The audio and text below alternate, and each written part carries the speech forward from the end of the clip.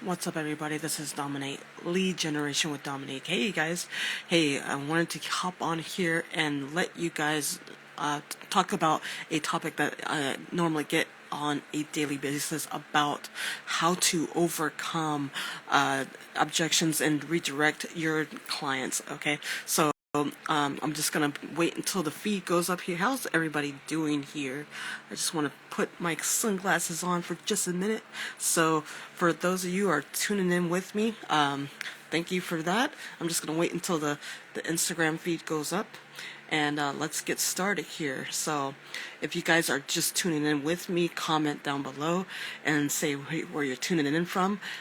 Comment and I'll give you a shout out and say, hey, I'm hoping that I get some people on for tonight, but let's get started here. So the first number one objections that normally people get when they're on a sales call. So let's just say, like, how many of you guys are in here who are struggling trying to close your clients, and you just don't really know how to, overcome these objections whenever they give you an objection. So I'm going to be going over the most common objections that you guys are having with your clients.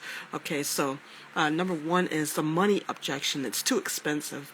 All right, I know from courses and services that I provide, most of my courses are over $500 or so. So I always tell the customer or client is that, I understand. I always appreciate for them to tell me exactly, hey, thank you for that information. I understand your situation on, it could be just too expensive. But let me ask you this. Do you want the cheapest or do you want the best? Okay, so why do you think that we are priced at that type of price range? And most times the clients or customers are going to give you like, oh, well, you must be the best or so. And that's normally, it's going to happen that way. So you can always say, well, you want the cheapest or you want the best. Okay, and there's a reason why we price our packages at a certain level, and we want to make sure that you get the results that you need inside of this package that you have. Okay, so that's number one. All right, so that's the budget, and just excuse me if I'm going back and forth with my computer and looking on this.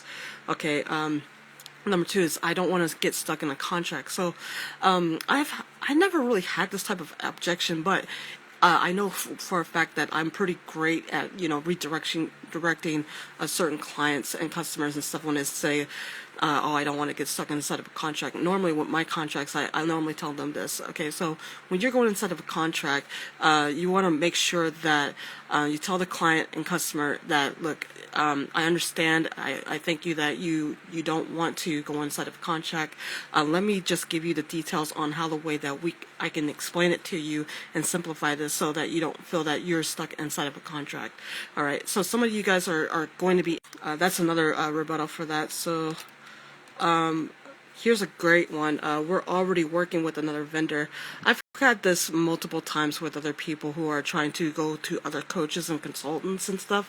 And normally I ask them, okay, so cool. How's it going with your client or your coach right now? And I think that I had a recent call with somebody, and she told me that she was already currently working with another coach, but she was not getting the result that she wanted. So, and sometimes it takes sometimes it's like this. When you're getting clients and customers that are already in another course or situation, it's just like this.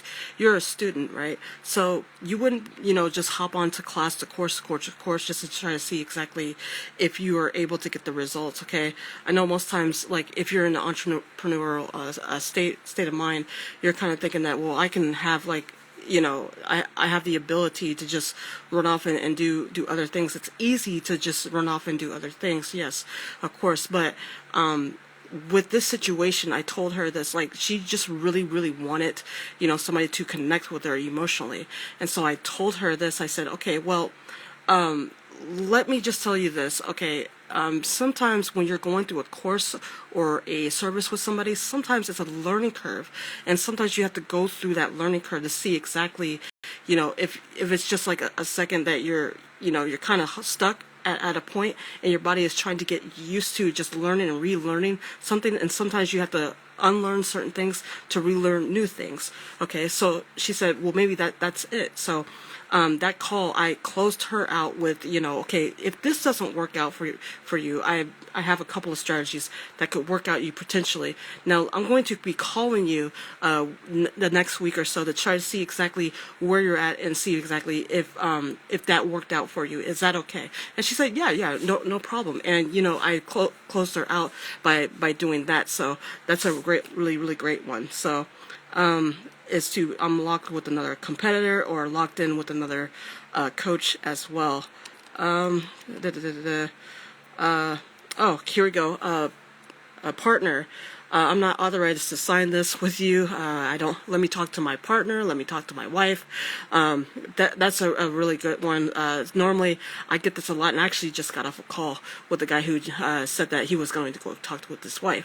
I said, okay, oh great. Is it possible to get her on the phone right this second? He said, no.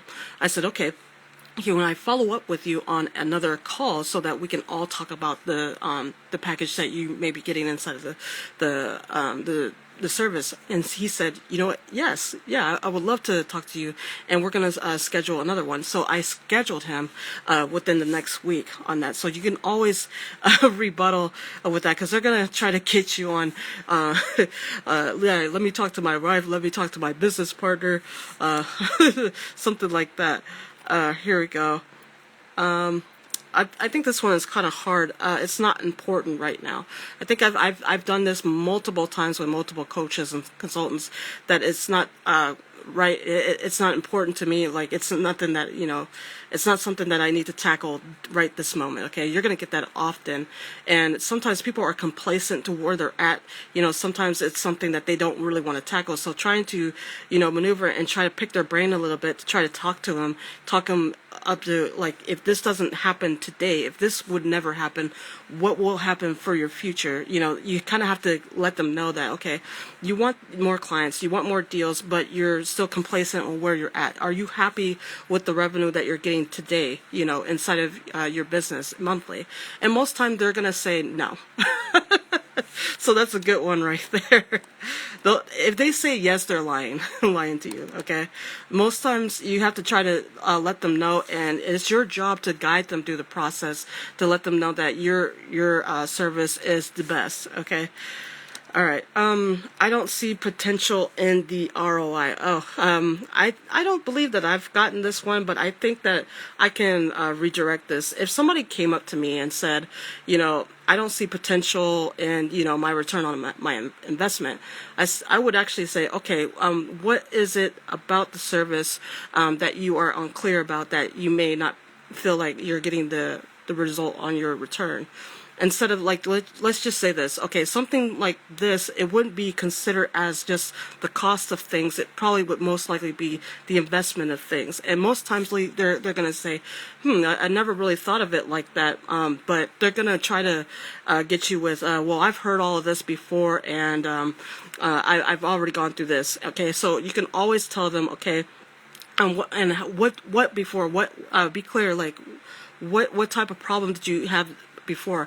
And they're most likely going to be open to tell you exactly what they had previous problems before, and that just kind of gives you guys on that communication and connection emotionally, okay? Because you're really trying to understand and listen to those prospects, okay? So if you guys are liking this, comment down below.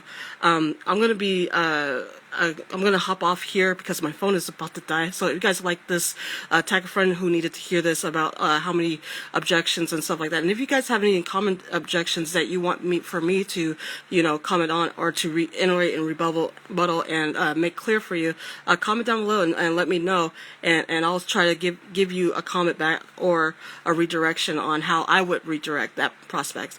All right. Well, this was Lead Generation with Dominique. You guys take care and have a great night.